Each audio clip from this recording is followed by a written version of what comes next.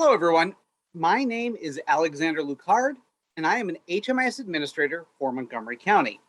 In today's training, we're going to look at how to properly record service transactions in your HMIS system known as Service Point.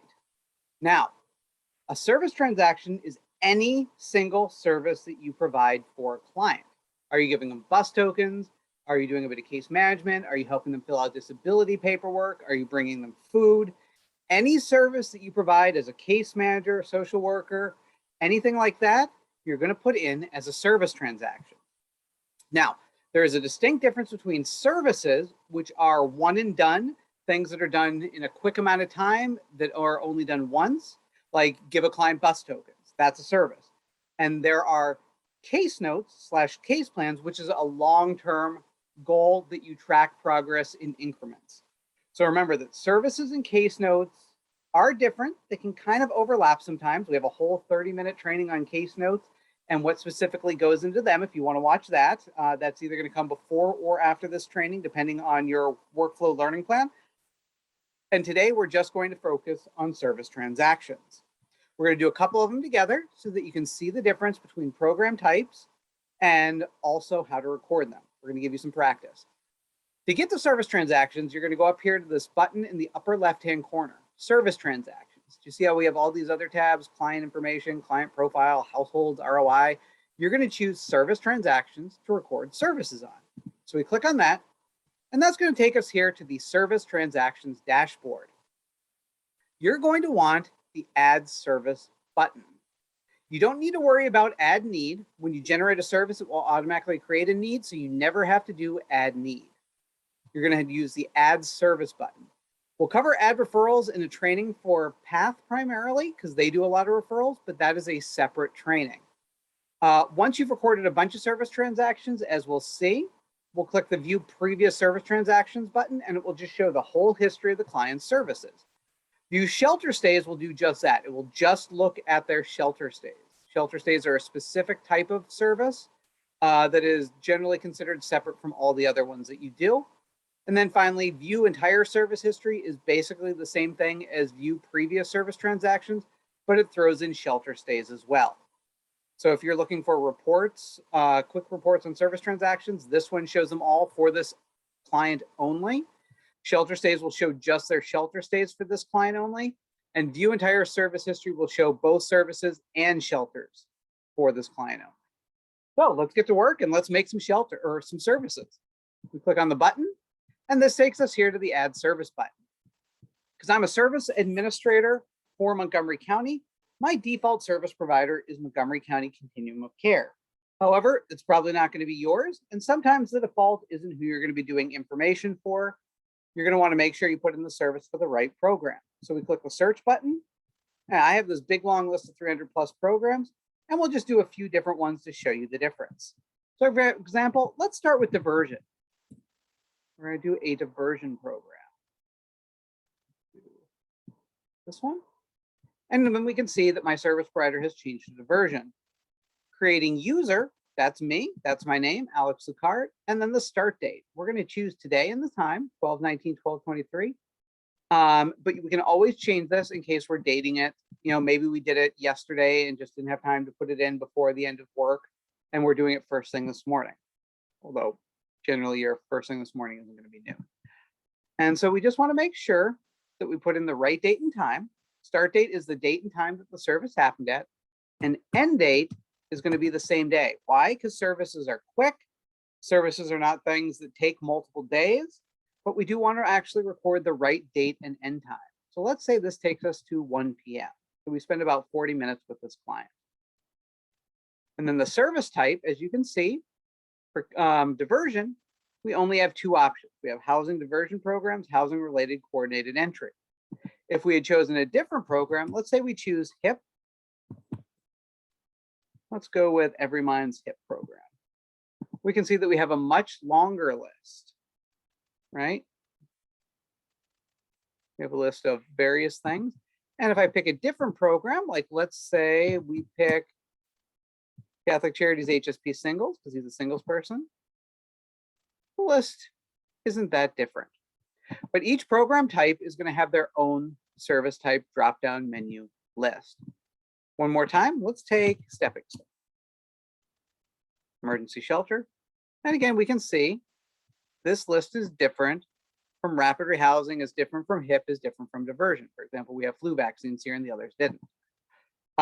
So just depending on what your program type is going to determine what your service type list is. There are some things that are unique to each program type. As we saw, diversion only has 2. This emergency shelter family has, or emergency shelter singles has a lot. So let's go back. Let's do COVID shelter. We'll do it. All right. And again, we can see a slightly different one. You never want to worry about the lookup button. You only want to stick to what's on the drop-down menu. Find the one that is best suits your program. All right. The lookup button is going to take you here to AERS taxonomy. And there are tens of thousands of codes here. You don't have to worry about this. Why? Because you will fall down a rabbit hole and you will end up coding for something outside what the COC is looking for. Stick to that drop-down menu. Everything is pre-coded with that menu because the AERS taxonomy has literally everything. You want whale watching? Guess what? There's a code for whale watching.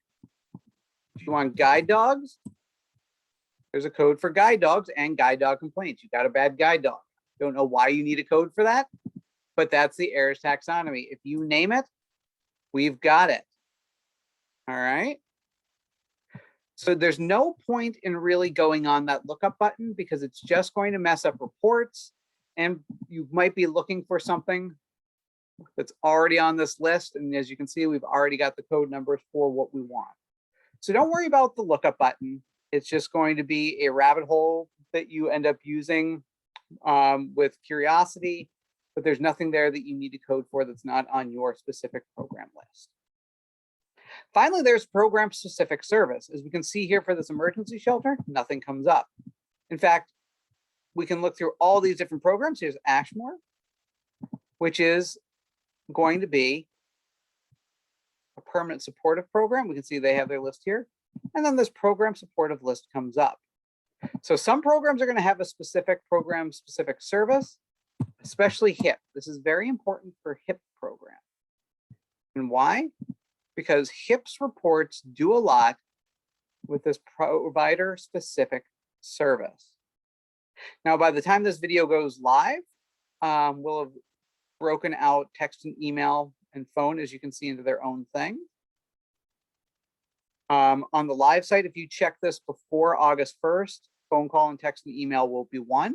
But I want to show you this going forward because as of August 1st, we're going to have a breakout for HIP like this. Phone and text to email are broken out.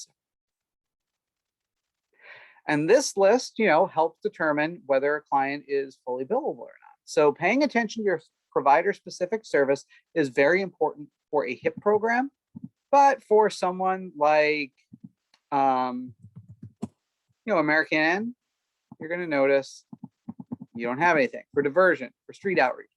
So provider specific is really only going to come up for HIP programs. That's where it's vitally important. Otherwise, it's going to usually be turned off. So let's make a couple services together so we can see the difference here, right? So we're going to change this to 1 p.m. And we're going to say this service took us.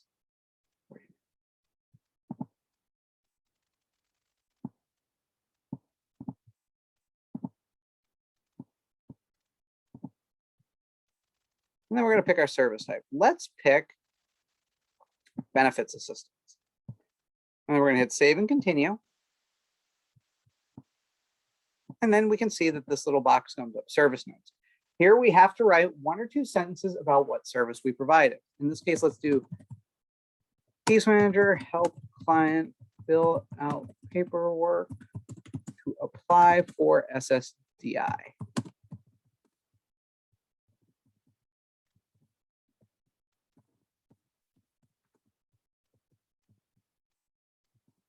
So there we go, 2 sentences. Case manager help client fill out paperwork to apply for SSDI. Client prefers paperwork to electronic submission.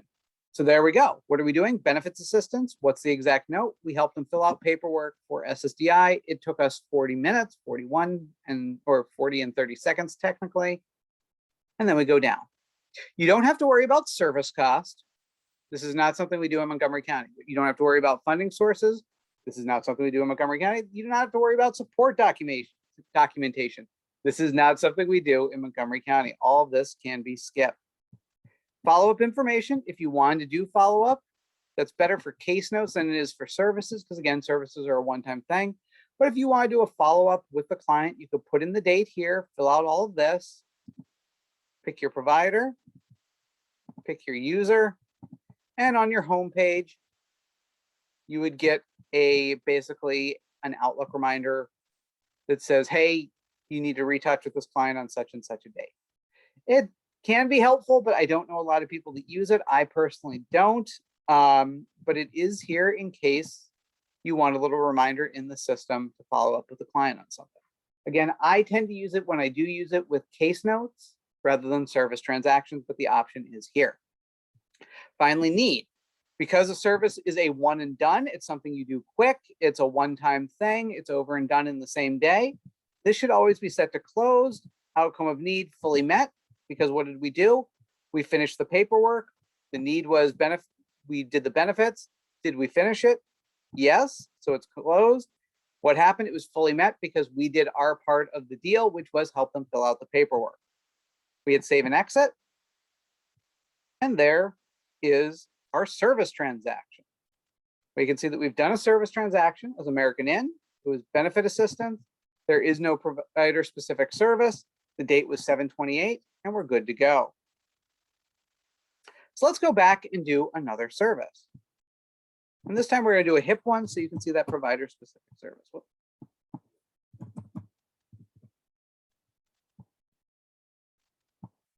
And it's being finicky.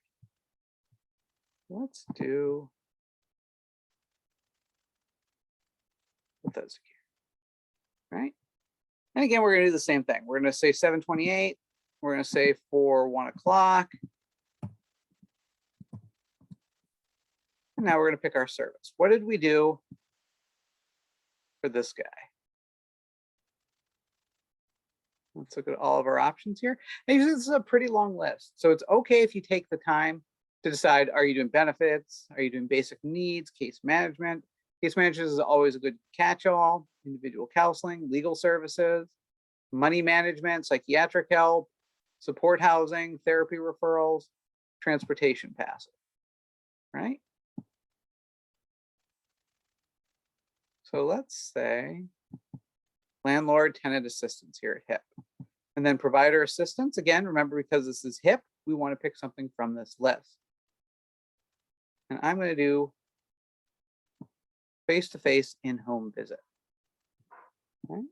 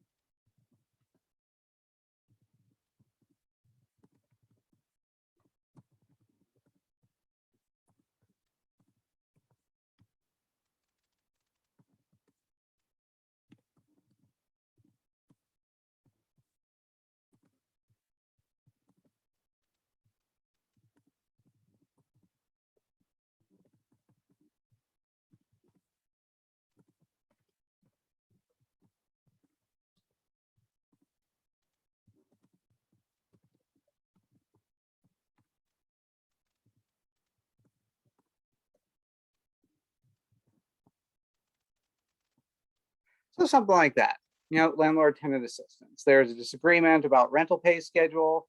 Clients consistently a week late. Case manager sat down and helped them create a payment schedule. Again, this isn't necessarily in the realm of reality. These are just training notes.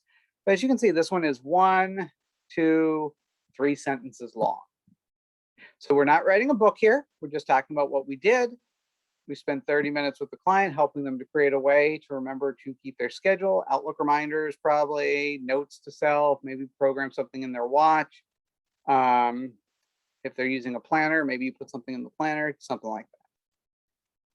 Again, we skip the services and funding costs. We skip all of that. We go down, we do this, and then we do fully met. Now, if this client is having a regular, like we saw in here, problems with getting their rental pay done on an appropriate time, you might also have a corresponding case note. Now we've saved this and we can see HIP individual, landlord, tenant assistance. If there's an ongoing issue, remember that you might also have a corresponding case note. Again, we covered this in the case note plan, but maybe you would then create a case note, in here. Maybe it's self-sufficiency, financial stability. Maybe you'll create a case note with a long-term goal to help them understand how important it is to pay for your rent on time.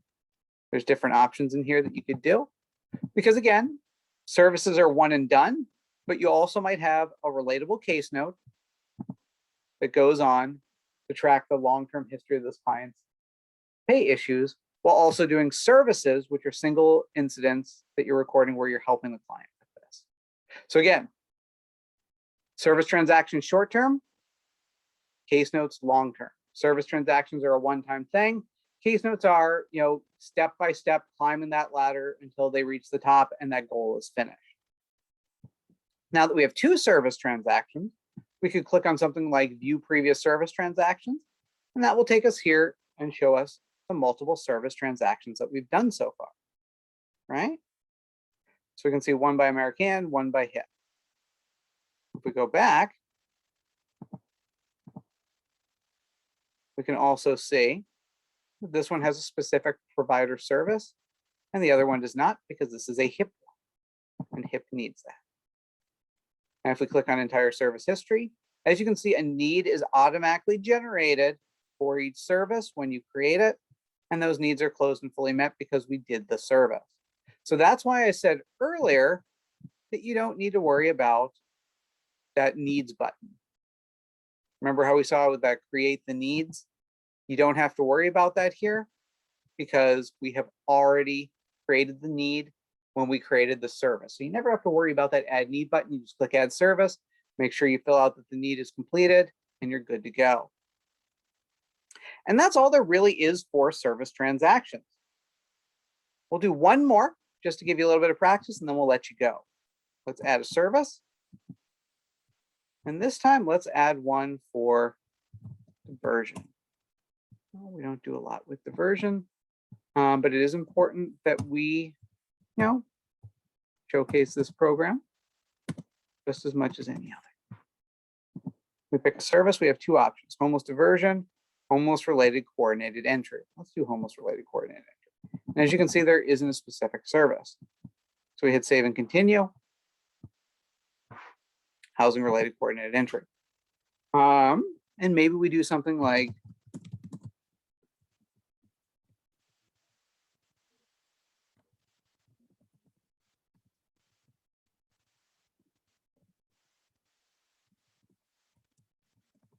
now, I don't like abbreviations in my service transactions and my case notes because someone is always new and someone doesn't always know what anagrams are or what abbreviations are. So I like to spell things out. Right? So here for diversion, again, we only have those two options. I wanted to focus on that because they are two unique options just for this program. We didn't have the provider service. Again, remember, see how that's blank. We can skip all of this and we can just go down to closed, fully met, save and exit. And there we go.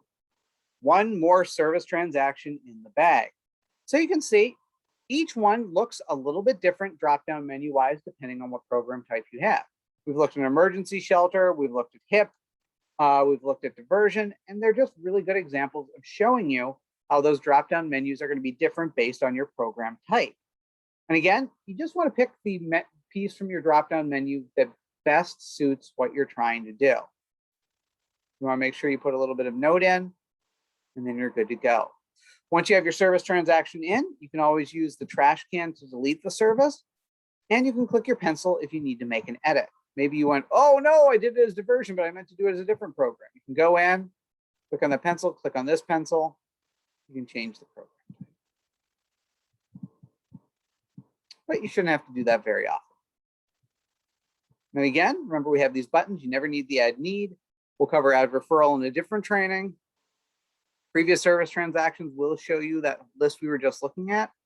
Entire shelter history will show services and shelter stays combined. We haven't done any shelter stays, so it's going to be blank except for the services. It will also show you the needs that we've recorded. Again, we don't need to use the add need button because we've done a service and it automatically generates it. And you can see here we have 3 properly done service transactions for this client. And that's all I've got for you today. I hope this is pretty easy. Service transactions are really easy to do. You just have to remember to get them in the system. And it's very important that you remember that for each thing that you do, there should be a service. So if you bring the client a meal, you bring the client a sweater, and you bring a client bus tokens all in one visit, those are 3 separate service transactions. You're doing one for the meal, you're doing one for the sweater, you're doing one for the bus tokens.